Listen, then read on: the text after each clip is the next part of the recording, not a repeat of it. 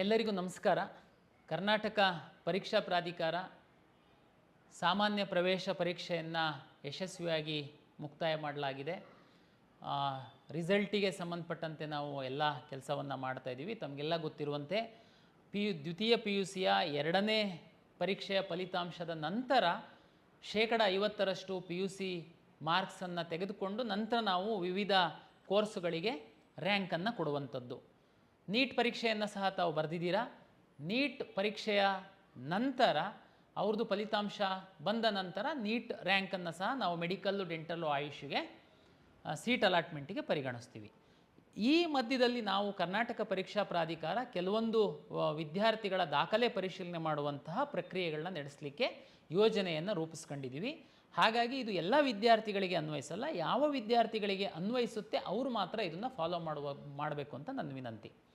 ಉದಾಹರಣೆಗೆ ಸಾಕಷ್ಟು ವಿದ್ಯಾರ್ಥಿಗಳು ತಾವು ಸ್ಪೋರ್ಟ್ಸಲ್ಲಿ ಸಾಧನೆಯನ್ನು ಮಾಡಿರ್ತೀರ, NCCಯಲ್ಲಿ ತಾವು ಸರ್ಟಿಫಿಕೇಟನ್ನು ಪಡೆದಿರ್ತೀರ, ಸ್ಕೌಟ್ಸ್ ಆ್ಯಂಡ್ ಗೈಡ್ಸಲ್ಲಿ ಇರ್ತೀರ, ಮತ್ತು ತಮ್ಮ ಪೇರೆಂಟ್ಸು ಮಿಲಿಟ್ರಿ ಆಗಿರ್ತಾರೆ ಅಥವಾ ಸರ್ವೀಸಲ್ಲಿ ಇರ್ತಾರೆ. ಈ ಥರ ತಮಗೆ ಗೊತ್ತಿದೆ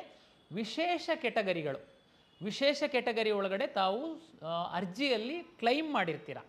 ಅವ್ರುಗಳಿಗೆ ದಾಖಲೆ ಪರಿಶೀಲನೆ ಮಾಡುವಂಥದ್ದಕ್ಕೆ ನಾವು ಈಗ 5ನೇ ತಾರೀಕಿಂದ 14ನೇ ತಾರೀಕಿನವರೆಗೆ ನಾವು ಟೈಮ್ ಟೇಬಲನ್ನು ಕೊಟ್ಟಿದ್ದೀವಿ.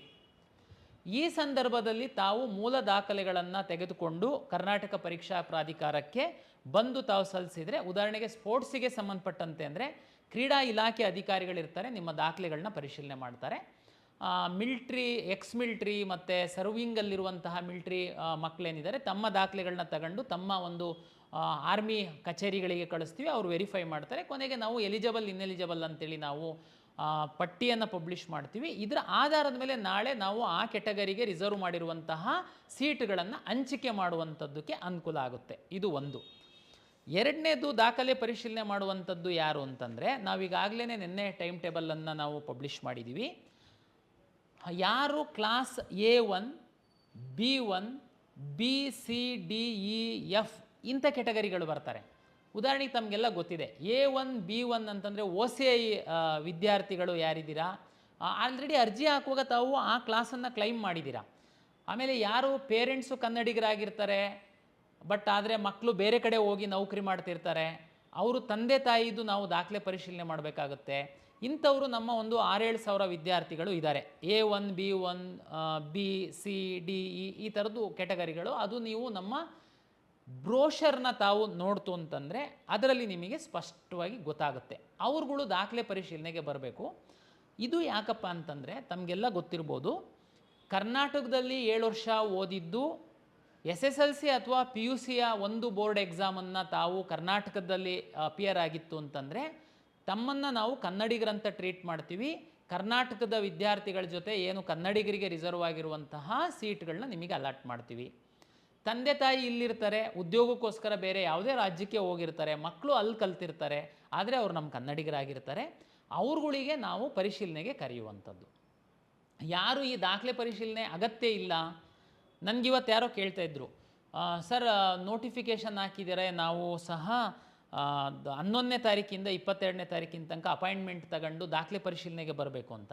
ನಾನು ಅವರಿಗೆ ಕೇಳಿದೆ, ನಿಮ್ಮದು ಯಾವ ಕ್ಲಾಸಲ್ಲಿ ನಿಮ್ಮ ಅರ್ಜಿಯಲ್ಲಿ ಯಾವ ಕ್ಲಾಸ್ ಇದೆ? ಸರ್ A ಕ್ಲಾಸ್ ಇದೆ. ನಾನು ಇಲ್ಲೇ ಓದಿದ್ದೆ ಸರ್, ಕರ್ನಾಟಕದಲ್ಲೇ ಓದಿದ್ದೀನಿ, ಕರ್ನಾಟಕದಲ್ಲೇ ಎಕ್ಸಾಮ್ ಬರೆದಿದ್ದೀನಿ. ವಿದ್ಯಾರ್ಥಿಗಳು, ಪೋಷಕರು ತಾವು ಗೊಂದಲಕ್ಕೊಳಗಾಗಬೇಡಿ. ಕ್ಲಾಸ್ Aದವರಿಗೆ ನಾವು KAಗೆ ಬಂದು ದಾಖಲೆ ಪರಿಶೀಲನೆ ಮಾಡ್ಕೊಳ್ಳಿ ಅಂತ ಹೇಳಿಲ್ಲ. ಅವ್ರಿಗೆ ಏನಪ್ಪ ಮಾಡಬೇಕಾಗಿತ್ತು? ತಮಗೆಲ್ಲ ಗೊತ್ತಿರುವಂತೆ ತಾವು ಅರ್ಜಿ ಹಾಕುವಂತಹ ಸಂದರ್ಭದಲ್ಲಿ ಸ್ಯಾಟ್ಸ್ ನಂಬರ್ನ ಎಂಟ್ರಿ ಮಾಡೋದು ಕೇಳಿದ್ವಿ. ತಾವು ಎಂಟ್ರಿ ಮಾಡಿರುವಂತಹ ಸ್ಯಾಟ್ಸ್ ನಂಬರ್ ಆಧಾರದ ಮೇಲೆ ನಿಮ್ಮ ಅರ್ಜಿಗಳು ಪರಿಶೀಲನೆ ಆಗಿದೆ. ಕೆಲವ್ರದ್ದು ಸ್ಯಾಟ್ಸ್ ನಂಬರಿಂದ ನಮಗೆ ಪರಿಶೀಲನೆ ಆಗಲಿಲ್ಲ ಕಾರಣಾಂತರದಿಂದ. ಅದು ಡಾಟಾ ಮಿಸ್ಟೇಕ್ ಆಗಿರ್ಬೋದು, ಡಾಟಾ ಫೆಚ್ ಆಗಿಲ್ಲದೆ ಇರ್ಬೋದು, ಈ ಕಾರಣಕ್ಕೋಸ್ಕರ ಒಂದು. ಎರಡನೇದು, ಕನ್ನಡ ಮೀಡಿಯಮ್ಮು ಮತ್ತು ರೂರಲ್ ಮೀಸಲಾತಿಯನ್ನು ತಾವು ಕ್ಲೈಮ್ ಮಾಡಿದ್ದೀರಾ, ಆದರೆ ಅದು ಆನ್ಲೈನ್ ಸರ್ವಿಸಸ್ ಇಲ್ಲ.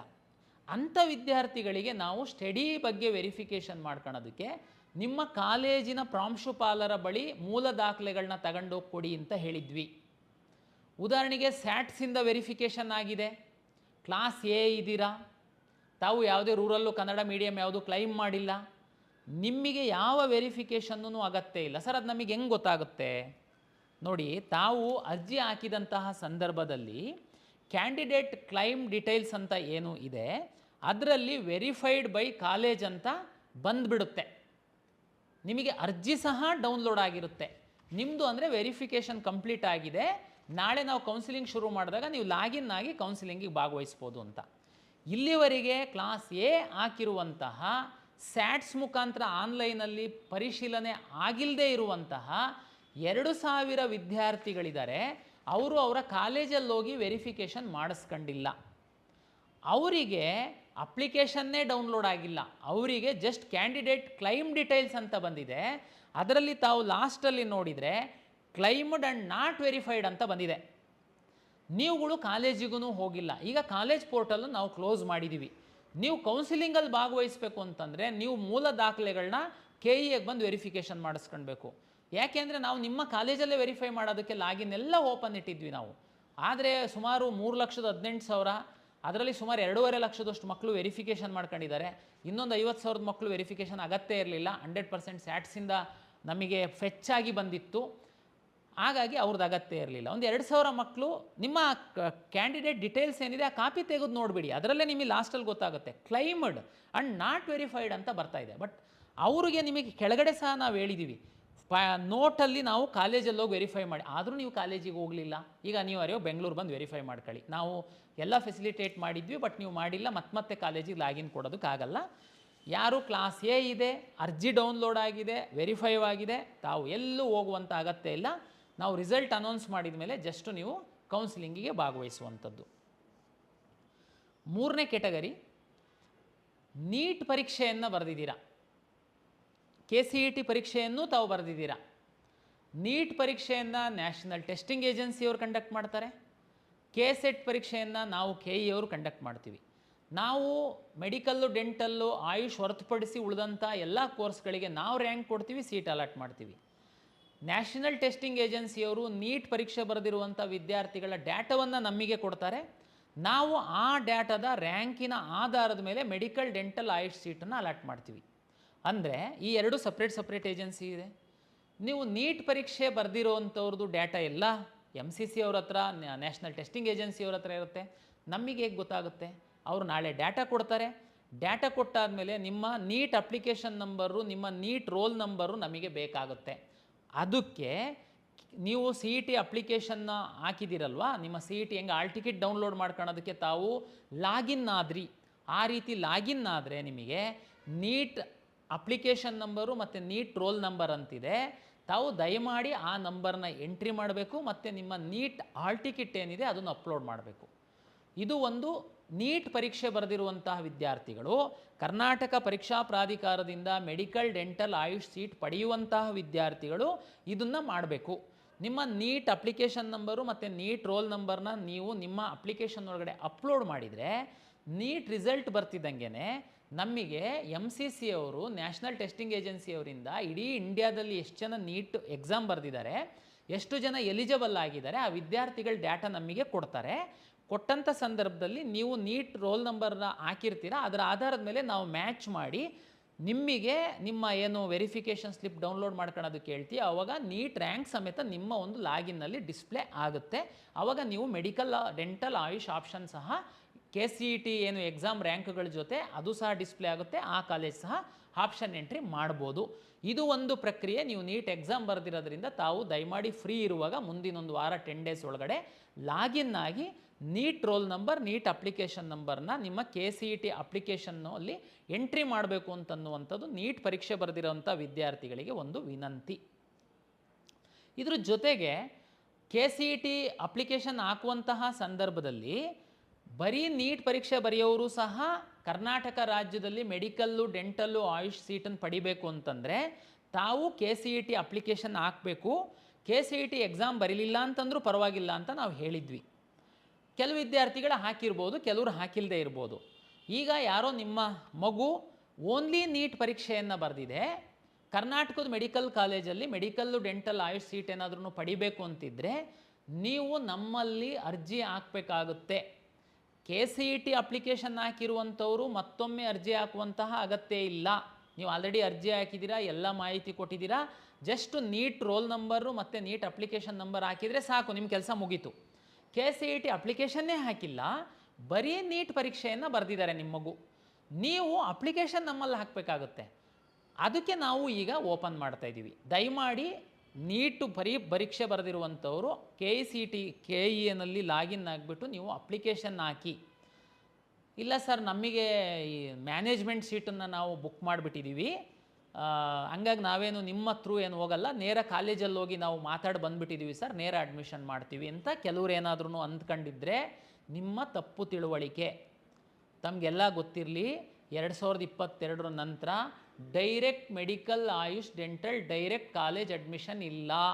ನಾನು ಸಾಕಷ್ಟು ಬಾರಿ ಇದನ್ನು ಬೇರೆ ಬೇರೆ ಮಾಧ್ಯಮಗಳ ಮುಖಾಂತರ ತಮಗೆ ತಿಳಿಸಿದ್ದೀನಿ. ಆದರೂ ಕೆಲವು ಪೋಷಕರು ತಪ್ಪು ಮಾಡ್ತಾ ಇದ್ದೀರಾ. ದಯಮಾಡಿ ಅರ್ಥ ಮಾಡ್ಕೊಳ್ಳಿ. ಮೆಡಿಕಲ್, ಡೆಂಟಲ್, ಆಯುಷು 100% ಸೀಟುಗಳು KEಯ ಮುಖಾಂತರನೇ ಅಲಾಟ್ ಆಗುತ್ತೆ ಕರ್ನಾಟಕದಲ್ಲಿ. ಕರ್ನಾಟಕದಲ್ಲಿರುವಂತಹ deemed university medical college, deemed ಕಾಲೇಜ್ಗಳೇನಿದೆ ಮೆಡಿಕಲ್ ಕಾಲೇಜ್ಗಳು, ಅದರಲ್ಲಿ ಸಣ್ಣ ಸೀಟ್ ಪೋರ್ಷನ್ ಸೀಟ್ ನಮಗೆ ಕೊಡ್ತಾರೆ, ಉಳಿದಿದ್ದೆಲ್ಲ MCC ಮೂಲಕ ಅಲಾಟ್ ಆಗುತ್ತೆ.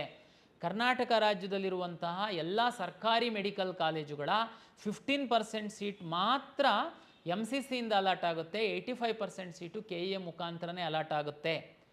ಯಾವುದೇ ಖಾಸಗಿ ಮೆಡಿಕಲ್ ಕಾಲೇಜಲ್ಲಿರುವಂತಹ ಮ್ಯಾನೇಜ್ಮೆಂಟಿನ ಸೀಟುಗಳು ಸಹ ಫೀನ ಅವರು ಕಾಲೇಜವರು ಫಿಕ್ಸ್ ಮಾಡ್ತಾರೆ, ಬಟ್ ಸೀಟ್ ಮಾತ್ರ KEಯ ಮುಖಾಂತರ ಅಲಾಟ್ ಆಗುತ್ತೆ. ತಮ್ಮ ನೀಟ್ ರ್ಯಾಂಕ್ ಆಧರಿಸಿ ಅಲಾಟ್ ಆಗುತ್ತೆ. ತಾವು ಯಾವುದೇ ದುಡ್ಡು ತಗೊಂಡು ಕಾಲೇಜಿಗೆ ಕೊಟ್ಟು ಅಡ್ಮಿಷನ್ ಆಗುವಂಥ ಕಾಲ ಈಗಿಲ್ಲ. ಹಾಗಾಗಿ ಬರೀ ನೀಟ್ ಎಕ್ಸಾಮನ್ನು ಬರೆದು ಮೆಡಿಕಲ್ ಸೀಟ್ ಪಡಿಬೇಕು ಅಂತಿರುವಂತಹ ವಿದ್ಯಾರ್ಥಿಗಳು, ಪೋಷಕರು KCET ಅರ್ಜಿ ಹಾಕಿದರೆ ಸಂತೋಷ. ನೀಟ್ ರಿಜಿಸ್ಟ್ರೇಷನ್ ನಂಬರು ಮತ್ತು ನೀಟ್ ಅಪ್ಲಿಕೇಶನ್ ನಂಬರ್ ಎಂಟ್ರಿ ಮಾಡಿ, ನಿಮ್ಮ ಕೆಲಸ ಮುಗೀತು. ಯಾರು KCET ಅಪ್ಲಿಕೇಶನ್ ಹಾಕಿಲ್ಲ, ಓನ್ಲಿ ನೀಟ್ ಪರೀಕ್ಷೆಗೆ ಅರ್ಜಿ ಹಾಕಿ ನೀಟ್ ಪರೀಕ್ಷೆಯನ್ನು ಬರೆದಿದ್ದೀರಾ, ತಾವು ದಯಮಾಡಿ KEನಲ್ಲಿ ಅಪ್ಲಿಕೇಶನ್ ಹಾಕಿ. ನೀವು ಕನ್ನಡಿಗರಾಗಿತ್ತು ಅಂತಂದರೆ ನಿಮಗೆ ಏನು ಪ್ರೊಸೀಜರ್ ಇದೆ, ನನಗೆ ಹೇಳಿದ್ನಲ್ಲ, ಅಪ್ಲಿಕೇಶನ್ ವೆರಿಫಿಕೇಷನ್ ಮಾಡ್ಕೊಳ್ಳುವಂಥದ್ದು. ಉದಾಹರಣೆಗೆ ನೀವು ಬೇರೆ ರಾಜ್ಯದಲ್ಲಿ ನಿಮ್ಮ ಪೇರೆಂಟ್ಸ್ ಇದ್ದಾರೆ, ನೀವು ಕನ್ನಡಿಗರಾಗಿದ್ದೀರಾ ಅಂತಂದರೆ, ನೀವು ಬರೀ ನೀಟಲ್ಲಿ ಪಾರ್ಟಿಸಿಪೇಟ್ ಮಾಡಬೇಕು ಅಂತಂದರೆ ನಿಮಗೆ ಯಾವ ಕ್ಲಾಸು ಅಪ್ಲಿಕೇಬಲ್ ಆಗುತ್ತೆ ನಮ್ಮ ದಿಕ್ಸೂಚಿ ಪುಸ್ತಕದಲ್ಲಿ ಭಾಳ ಸ್ಪಷ್ಟವಾಗಿ ಬರೆದಿದ್ದೀವಿ. ಅದನ್ನು ಓದಿ ಅಪ್ಲಿಕೇಶನ್ ಹಾಕಿ ನೀವು ಸಹ ಬಂದು ಡಾಕ್ಯುಮೆಂಟ್ ಪರಿಶೀಲನೆ ಮಾಡ್ಕೊಳ್ಬೇಕಾಗುತ್ತೆ. ಇದು ನಾವು ಹಿಂದೆಲ್ಲ ನೀಟ್ ರಿಸಲ್ಟ್ ಬಂದ ಮೇಲೆ ಬಿಡ್ತಾ ಇದ್ವಿ. ಆವಾಗ ತುಂಬ ಟೈಟ್ ಶೆಡ್ಯೂಲ್ ಇರುತ್ತೆ, ನಿಮಗೆ ಓಡಾಡೋದಕ್ಕೆಲ್ಲ ಕಷ್ಟ ಆಗುತ್ತೆ ಅನ್ನೋದಕ್ಕೋಸ್ಕರ ನಾವು ಈಗಲೇ ಆ ಅಪ್ಲಿಕೇಶನ್ ಸಹ ರಿಲೀಸ್ ಮಾಡಿ. ಸರ್, ನಮ್ಮದು ರ್ಯಾಂಕ್ ಎಷ್ಟು ಬರುತ್ತೋ ಗೊತ್ತಿಲ್ಲ, ಎಲಿಜಿಬಲ್ ಆಗ್ತೀವಿ ಅನ್ನೋದು ಗೊತ್ತಿಲ್ಲ, ಅದು ನಿಮಗೆ ಬಿಟ್ಟಿದ್ದು. ಕೆಲವು ಮಕ್ಕಳಿಗೆ ಕಾನ್ಫಿಡೆನ್ಸ್ ಇರುತ್ತೆ, ಕಳೆದ ವರ್ಷದ್ದು ಮಾರ್ಕ್ಸು ರ್ಯಾಂಕ್ ಆಧಾರದ ಮೇಲೆ ಯಾರಿಗೆ ಕಾನ್ಫಿಡೆನ್ಸ್ ಇದೆ ದಯಮಾಡಿ ತಾವು ಅಪ್ಲಿಕೇಶನ್ ಹಾಕಿ. ಅಪ್ಲಿಕೇಶನ್ ಹಾಕಿ ನಿಮ್ಮದು ಎಲಿಜಿಬಲ್ ಆಗಲಿಲ್ಲ ಅಂತಂದ್ರೂ ಏನು ಪ್ರಾಬ್ಲಮ್ ಇಲ್ಲ. ಎಲಿಜಿಬಲ್ ಆಗಲಿಲ್ಲ ಅಂತಂದರೆ ನಿಮ್ಮ ಅಪ್ಲಿಕೇಶನ್ ಡಿಸೇಬಲ್ ಆಗುತ್ತೆ, ಅದು ನಿಮಗೆ ಏನು ನಾವು ತೋರಿಸೋದೇನೇ ಇಲ್ಲ. ಯಾರು ಎಲಿಜಿಬಲ್ ಆಗ್ತಾರೆ ಅವರಿಗೆ ಮಾತ್ರ ಕೌನ್ಸಿಲಿಂಗಲ್ಲಿ ಭಾಗವಹಿಸೋದಕ್ಕೆ ನಾವು ಅವಕಾಶ ಮಾಡಿಕೊಡ್ತೀವಿ. ಈಗ ಫಲಿತಾಂಶ ಬರುವವರೆಗಿನ ಈ ಒಂದು ಪ್ರಕ್ರಿಯೆಗಳನ್ನ ನಾನು ತಮಗೆ ಹೇಳಿದ್ದೀನಿ. ದ್ವಿತೀಯ PUCಯ ದ್ವಿತೀಯ ಪರೀಕ್ಷೆಯ ಫಲಿತಾಂಶದ ನಂತರ ಅವರು ನಮಗೆ ಡಾಟಾವನ್ನು ಹ್ಯಾಂಡ್ ಓವರ್ ಮಾಡಿದ ಮೇಲೆ ನಾವು ಎಲ್ಲ ಪ್ರಕ್ರಿಯೆ ಮಾಡೋದಕ್ಕೆ ಒಂದು 3-4 ಡೇಸ್ ಬೇಕಾಗುತ್ತೆ. ಆಮೇಲೆ ನಮ್ಮ ಒಂದು CET ಫಲಿತಾಂಶವನ್ನು ನಾವು ಪ್ರಕಟ ಮಾಡ್ತೀವಿ. ಇದು ನಮ್ಮ ಕಡೆಯಿಂದ ತಮಗೆ ಇನ್ನೊಂದು ಪಾಯಿಂಟ್ ಮರ್ತಿದ್ದೆ ನಾನು, ಏನಂತಂದರೆ ಕೆಲವು ಬೇರೆ ರಾಜ್ಯದಲ್ಲಿ ವಿದ್ಯಾರ್ಥಿಗಳು PUCಯನ್ನು ತಾವು ಮಾಡಿದ್ದೀರಾ. ತಮಗೆಲ್ಲ ಗೊತ್ತಿದೆ, CBSE, ICSE ಮತ್ತು ಕರ್ನಾಟಕ ಸ್ಟೇಟ್ ಬೋರ್ಡ್ದೇನಿದೆ ನಾವು ಆನ್ಲೈನಲ್ಲಿ ಡಾಟಾ ತಗೊಳ್ತೀವಿ. ಬೇರೆ ರಾಜ್ಯದ ವಿದ್ಯಾರ್ಥಿಗಳು ಏನು PUC ಬೋರ್ಡಲ್ಲಿ ನೀವು ಮಾಡಿರ್ತೀರಾ, ನಿಮ್ಮ ಡಾಟಾನ ನೀವು ಇಲ್ಲಿವರೆಗೆ ಏನಾಗ್ತಿತ್ತು ನಿಮಗೆ ಎಂಟ್ರಿ ಮಾಡೋದಕ್ಕೆ ನಾವು ಹೇಳ್ತಾ ಇದ್ವಿ. ಆ ಎಂಟ್ರಿ ಮಾಡುವಂಥ ಕ್ರಮ ಸರಿ ಇಲ್ಲ ಅಂತ ಕಳೆದ ವರ್ಷದಿಂದ ನಾವು ಡಿಜಿಲಾಕರಿಂದ ನಾವು ತಗೊಳ್ತಾ ಇದ್ದೀವಿ. ಅಂದರೆ ಯಾರು ಬೇರೆ ರಾಜ್ಯದಲ್ಲಿರುವಂತಹ, ವಿಶೇಷವಾಗಿ ಗಡಿ ರಾಜ್ಯಗಳಲ್ಲಿ, ಈ ಕರ್ನಾಟಕದ ಗಡಿ ರಾಜ್ಯಗಳಲ್ಲಿರುವಂತಹ ವಿದ್ಯಾರ್ಥಿಗಳು ಹೆಚ್ಚಿನ ಅವರು ನಮ್ಮಲ್ಲಿ ಕೌನ್ಸಿಲಿಂಗಲ್ಲಿ ಭಾಗವಹಿಸ್ತೀರಾ. ನೀವು ಅಂದರೆ ಕನ್ನಡಿಗರಾಗಿರ್ತೀರಾ, ಬಾರ್ಡ್ರಲ್ಲಿ ಇರ್ತೀರಾ, ಬೇರೆ ಕಾರಣಕ್ಕೆ ಬೇರೆ ಆ ರಾಜ್ಯದಲ್ಲಿ ಇರ್ತೀರಾ, ತಾವುಗಳು ದಯಮಾಡಿ ನಾವು ನಮ್ಮ ಬ್ರೋಷರಲ್ಲಿ ಪಬ್ಲಿಷ್ ಮಾಡಿದ್ದೀವಿ. ತಾವು ಡಿಜಿಲಾಕರಲ್ಲಿ ನಿಮ್ಮ ರಾಜ್ಯದ ಬೋರ್ಡ್ ಅವರು ಡಿಜಿಲಾಕರಲ್ಲಿ ಅಪ್ಲೋಡ್ ಮಾಡಿರ್ತಾರೆ ನ್ಯಾಡ್ ಪೋರ್ಟಲಲ್ಲಿ. ನೀವು ಆ ಡಿಜಿಲಾಕರಲ್ಲಿ ಹೋಗ್ಬಿಟ್ಟು ನೀವು ಕನ್ಸೆಂಟ್ ಕೊಡಬೇಕಾಗುತ್ತೆ. ಕೊಟ್ಟರೆ ನಿಮ್ಮ ಮಾರ್ಕ್ಸು ಆಟೋಮೆಟಿಕ್ಕಾಗಿ ನಮಗೆ ಇಲ್ಲಿಗೆ ಡಿಸ್ಪ್ಲೇ ಆಗುತ್ತೆ. ಆ ಒಂದು ಮಾರ್ಕ್ಸ್ ಆಧಾರದ ಮೇಲೆ ನಿಮ್ಮ CET ಫಲಿತಾಂಶ, ನಿಮ್ಮ CET ಮಾರ್ಕ್ಸನ್ನು ಎರಡನ್ನೂ ತಗೊಂಡು ನಾವು ರ್ಯಾಂಕ್ ಕೊಡ್ತೀವಿ. ಇದು ಎಲ್ಲರಿಗೆ ಏನು ಅನ್ವಯಿಸಲ್ಲ. ಯಾರು ಬೇರೆ ರಾಜ್ಯದ ಸ್ಟೇಟ್ ಬೋರ್ಡಲ್ಲಿದ್ದೀರಾ ತಾವು ಇದೊಂದು ಪ್ರಕ್ರಿಯೆ ಮಾಡಬೇಕಾಗತ್ತೆ, ಮಾಡಿ ಅಂತೇಳಿ ಹೇಳ್ತಾ, ನೀವು ಮುಂದಿನ ಪ್ರತಿ ಹಂತದಲ್ಲಿ ನಾವು ಕರ್ನಾಟಕ ಪರೀಕ್ಷಾ ಪ್ರಾಧಿಕಾರದ ಯೂಟ್ಯೂಬ್ ಚಾನಲ್ ಏನು ಇದೆ ಇದ್ರ ಮುಖಾಂತರ ನಾವು ತಮಗೆ ಎಜುಕೇಟ್ ಮಾಡ್ತಾ ಇರ್ತೀವಿ. ಮತ್ತು ಟೈಮ್ ಟು ಟೈಮ್ KEA ವೆಬ್ಸೈಟಲ್ಲಿ ನಾವು ನೋಟಿಫಿಕೇಷನ್ಸ್ ಹಾಕ್ತಾ ಇರ್ತೀವಿ. ಮತ್ತು ನಮ್ಮ ಎಕ್ಸ್ ಖಾತೆನಲ್ಲಿ ಸಹ ಇದನ್ನು ಅಪ್ಲೋಡ್ ಮಾಡ್ತೀವಿ. ಜೊತೆಗೆ ಯಾರೆಲ್ಲ ನಮ್ಮ ವಿದ್ಯಾರ್ಥಿಗಳು ನೀವು ನೋಂದಣಿ ಮಾಡಿದ್ದೀರಾ, ನಿಮ್ಮ ಮೊಬೈಲ್ ನಂಬರಲ್ಲಿ ವಾಟ್ಸಪ್ ಇರುತ್ತೆ, ನಿಮಗೆ ವಾಟ್ಸಪ್ SMS ನೋಟಿಫಿಕೇಷನ್ಗಳನ್ನು ಸಹ ನಾವು ಕಳಿಸ್ತೀವಿ. ಹಾಗಾಗಿ ತಾವು ಈ ಒಂದು ಕೌನ್ಸಿಲಿಂಗಲ್ಲಿ ಭಾಗವಹಿಸುವಂಥ ವಿದ್ಯಾರ್ಥಿಗಳು ಕೌನ್ಸಿಲಿಂಗ್ ಮುಗಿಯುವವರೆಗೆ ಈ ಒಂದು ಮಾಧ್ಯಮಗಳನ್ನು ತಾವು ಫಾಲೋ ಮಾಡ್ತು ಅಂತಂದರೆ ನಿಮಗೆ ಸರಿಯಾದ ಮಾಹಿತಿ ಸಿಗುತ್ತೆ, ಕೌನ್ಸಿಲಿಂಗ್ ಸುಸೂತ್ರವಾಗಿ ಆಗುತ್ತೆ ಅಂತ ನನ್ನ ಒಂದು ಅಭಿಪ್ರಾಯ. ಮತ್ತೊಮ್ಮೆ ಎಲ್ಲ ವಿದ್ಯಾರ್ಥಿಗಳು ಹಾಗೂ ಪೋಷಕರಿಗೆ ಪ್ರಾಧಿಕಾರದ ವತಿಯಿಂದ ನಮಸ್ಕಾರ.